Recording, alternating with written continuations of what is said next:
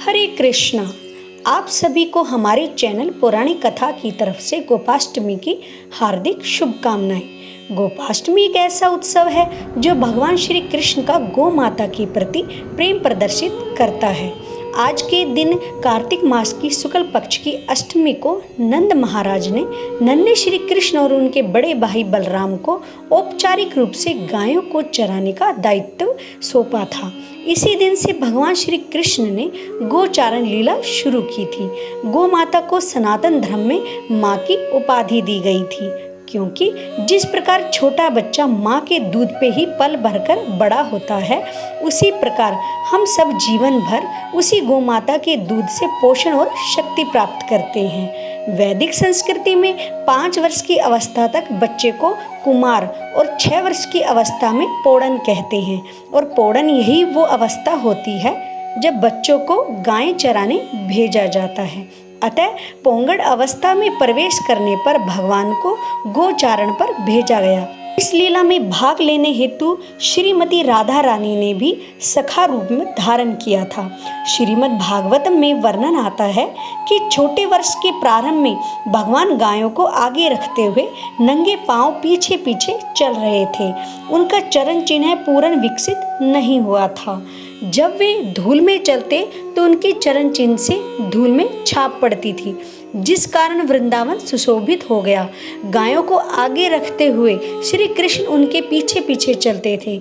जब गाय आगे चलती थी तब उनके खुरों से उड़ने वाली धूल कृष्ण पर पड़ती थी, जिससे कृष्ण बहुत प्रसन्न होते थे।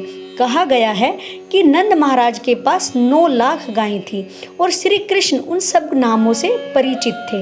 ये सारी गायें अपनी शारीरिक वर्ण से पहचानी जाती थी। यदि अचानक कोई गाय अपने पद से गायब हो जाए तो कृष्ण उनका नाम लेकर उसे वापस बुला लेते थे। कृष्ण के इसी स्नेह के कारण उनका नाम गोपाल या गोविंद भी है।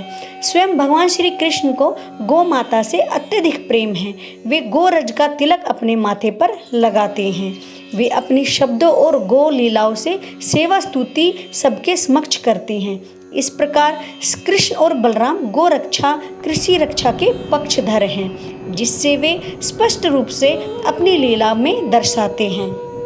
गोपाष्टमी के शुभ दिन पर लोग गो पूजा कर उनको चारा खिलाकर उन्हें भोजन कराते हैं। प्रातःकाल गायों को स्नान कराया जाता है और गंध पुष्प आदि से उनका पूजन किया जाता है। गायों को चारा देकर उनकी परिक्रमा थोड़ी दूर तक उनके पीछे पीछे चलते हैं। फिर सायंकाल गायें चरकर वापस आए, जिसे गोधूली वेला भी कहते हैं, उस वक्त भी उनका पूजन किया जाता है। इसके बाद उनके चरण रज को अपने मस्तक पर धारण किया जाता है। गोपाष्टमी के दिन गौशालाओं में दान देने का विशेष महत्व है। हमारी वैदिक संस्कृति में गायें कोई साधारण जानवर नहीं माना गया है, उनको तो माँ का स्थान दिया गया है।